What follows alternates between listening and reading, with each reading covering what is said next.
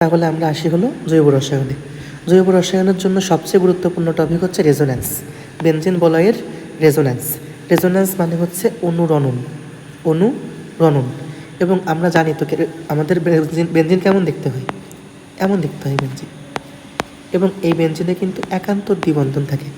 বেনজিনে যে একান্ত দ্বিবন্ধন থাকে এগুলো কিন্তু স্থির না, এগুলো কিন্তু চলমান, মানে ঘূর্ণায়মানশীল। এই যেমন এই বলয়ে আমাদের বন্ধনগুলো 1, 3, 5 নাম্বার কার্বনে আছে, কিন্তু তুমি দেখবে একটু পরে এই বন্ধনগুলো 2, 4, 6 নাম্বার কার্বনে চলে আসবে। এটাকেই বলা হয় রেজোন্যান্স। এটা কিভাবে ঘটে, কিভাবে হয়, এটা একটু খেয়াল করবে।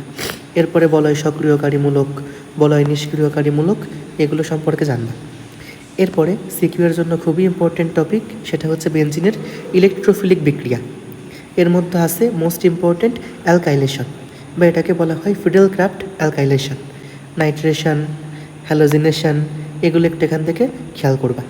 তারপরে আসছে হলো ওজনীকরণ বিক্রিয়া, অর্থাৎ যে বিক্রিয়াতে কোনো একটা যৌগের সঙ্গে ওজন যুক্ত হয় সেই বিক্রিয়াকে বলা হয় ওজনীকরণ বিক্রিয়া। এখন তুমি অ্যালকিনে আর বেনজিনে ওজনীকরণ বিক্রিয়া দেখবা। আমি চেষ্টা করব এর প্রত্যেকটি ইন্ডিভিজুয়াল টপিকের উপর 2-5 মিনিটের একটা শর্ট ভিডিও করে দেওয়ার জন্য। এখন যদি পারি আমি গ্রুপে আমি পেজে ডেসক্রিপশনে লিঙ্ক দিয়ে দেবো, দেখে নেবে একটু। এরপরে আছে SN1 SN2 বিক্রিয়া। SN1 অর্থাৎ নিউক্লিওফিলিক প্রতিস্থাপন বিক্রিয়া। একাণবিক হলে SN1, দ্বিআণবিক হলে SN2। এই বিক্রিয়াটা খুবই ইম্পর্টেন্ট, একটু খেয়াল করবা। এরপরে আছে E1 E2 বিক্রিয়া। ই মানে হচ্ছে এলিমিনেশন, অপসারণ বিক্রিয়া। এই SN1 E1 E2 মানে SN1 SN2 E1 E2 এই সবগুলো বিক্রিয়া ঘটে হচ্ছে অ্যালকাইল হ্যালাইডে, অর্থাৎ তুমি এখানে অ্যালকাইল হ্যালাইডের মধ্যে বিক্রিয়া করবা। এরপরে আছে গ্রিগনাট বিকারক। গ্রিগনাট বিকারক থেকে বেশ কিছু যৌগ উৎপন্ন করা যায়, সেটা এখান থেকে দেখবা। এরপর আছে অ্যালডিহাইড এবং কিটোনের শনাক্তকারী এবং পার্থক্যকারী পরীক্ষা।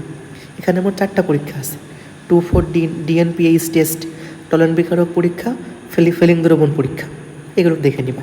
এবার 1 ডিগ্রি, 2 ডিগ্রি, 3 ডিগ্রি অ্যালকোহলের বিক্রিয়া এবং পার্থক্যকারী বিক্রিয়া। এখন এই বিক্রিয়াগুলো খুবই ইম্পর্টেন্ট, একটু চোখ বুলাবা।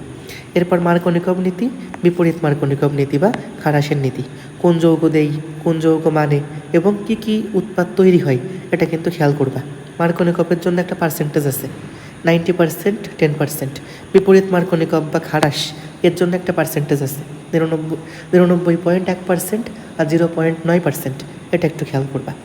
এরপরে আছে অ্যালডল ঘনীভবন বিক্রিয়া, ক্যানিজারো বিক্রিয়া। এখান থেকে এমসিকিউ বেশি আসে। নিচের কোন বিক্রিয়কটি অ্যালডল ঘনীভবন বিক্রিয়া দেই, নিচের কোন বিক্রিয়াটি ক্যানিজারো বিক্রিয়া দেই, এই দিয়ে কিন্তু এমসিকিউ আসে। মনে রাখবা যে সকল অ্যালডিহাইড অথবা কিটোনে আলফা হাইড্রোজেন থাকে, আলফা হাইড্রোজেন আছে, ওইটা দিয়ে হচ্ছে অ্যালডল বিক্রিয়া। যে সকল অ্যালডিহাইড বা কিটোনে আলফা হাইড্রোজেন নেই সেগুলো দেবে হচ্ছে ক্যানিজারো বিক্রিয়া। ওকে, এরপরে আছে হ্যালোফর্ম বিক্রিয়া। তাহলে মোটামুটি এই বিক্রিয়াগুলো পড়লেই তোমাদের দ্বিতীয় অধ্যায়ের জন্য হয়ে যাচ্ছে। তাহলে রেজোন্যান্স পড়বা, বলয় সক্রিয়কারী এবং নিষ্ক্রিয়কারীমূলক পড়বা, ইলেকট্রোফিলিক বিক্রিয়া বেনজিনের, অ্যালকাইলেশন, নাইট্রেশন, হ্যালোজিনেশন, এই 3টে পড়বা। ওজনীকরণ বিক্রিয়া অ্যালকিনে এবং বেনজিনে কী কী উৎপাদ তৈরি হয়, কিভাবে হয়, এখানে একটা অন্তর্বর্তী যৌগ তৈরি হয়, হ্যালোফর্ম মানে অস্থায়ী গ্লাইকোজাল যৌগ, ওইটা একটুখানি দেখবা।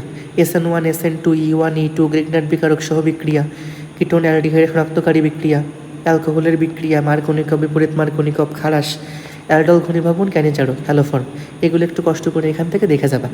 এবং আমার কাছে মনে হয় তোমরা যদি বিগত 3-4 বছরের শুধুমাত্র বোর্ড সিকিউ সলভ করে যাও জৈব রসায়নের জন্য, অনেকের জৈব রসায়ন পড়া থাকে না, অনেকেই তোমরা ফাঁকিবাজি করে জৈব রসায়ন শেষ করছো, এর জন্য অনেকেরই পড়া নেই।